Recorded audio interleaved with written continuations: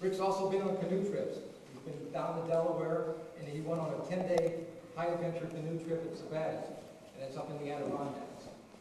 On this trip, he not only paddled the canoe, but he swam and fished, and he carried the canoe for over a mile portage. In addition to camping and canoeing, Rick has also done a lot of hiking.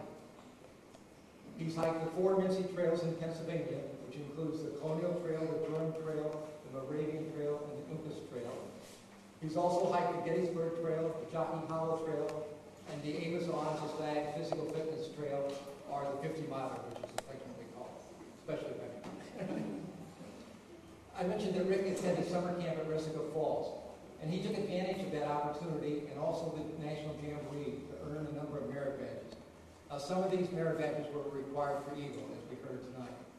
But in addition to those, he also earned basketry, textiles, scholarship, reading, computers, Indian war, archery, wilderness survival, boating, volunteering, hiking, cooking, wildlife management, and nature. From that last group of merit badges, you can see that he does like the outdoors.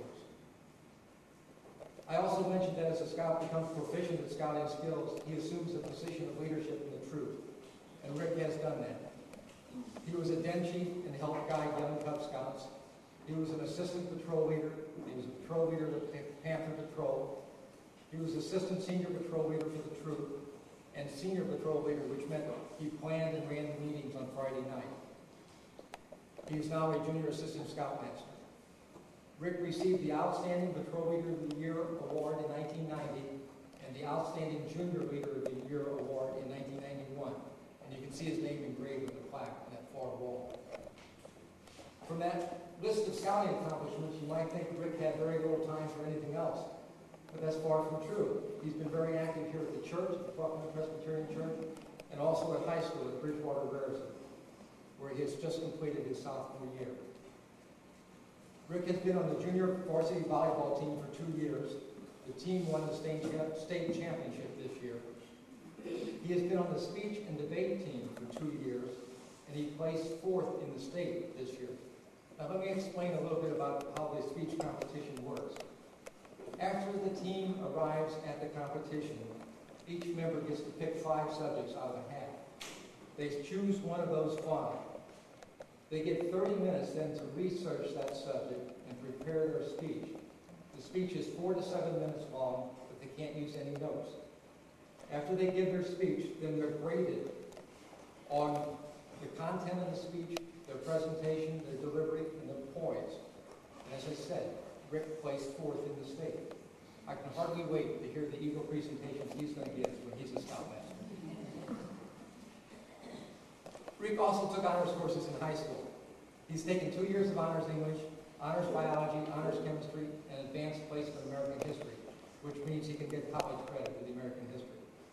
He's been selected for the English exchange program next year and will spend 2.5 weeks in England in April 1993. He was one of 16 students selected for the program. He's a member of the youth group here at church, and last summer spent a week in Bethlehem, Pennsylvania with the senior highs, rebuilding a home for the Habitat for Humanity.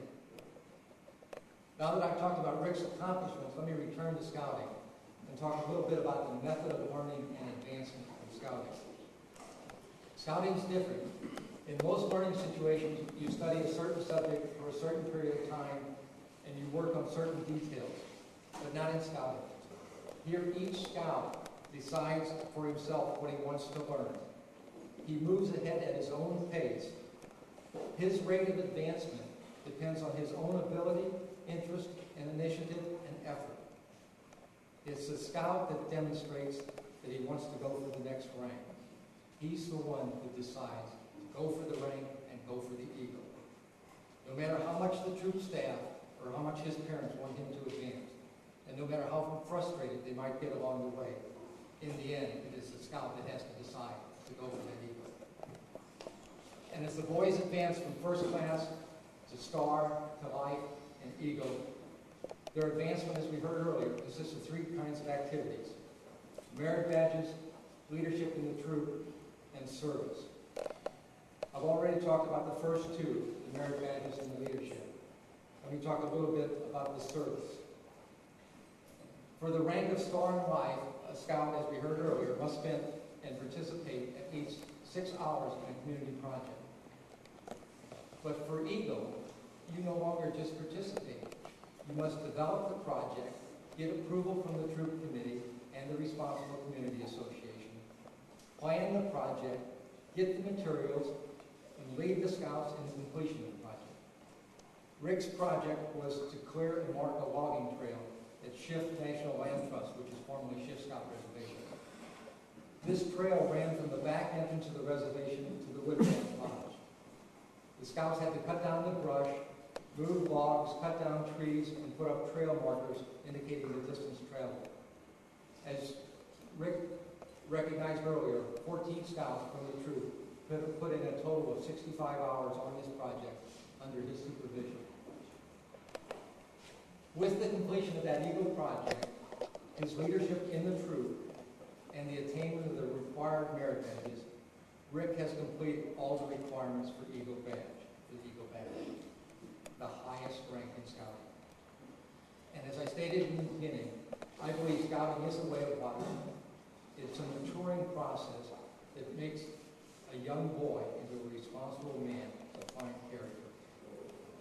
I also believe that Rick's accomplishments, which I've outlined for you this evening, have demonstrated that he has made that transition from a young boy, that he has grown in stature, character, maturity, and leadership, that he is truly an outstanding young man, and that he has earned the rank of Eagle, and most importantly, that as he stands here before you tonight, he is worthy of wearing the Eagle Badge and will be a credit to the ranks of all Eagle Scouts. Thank you.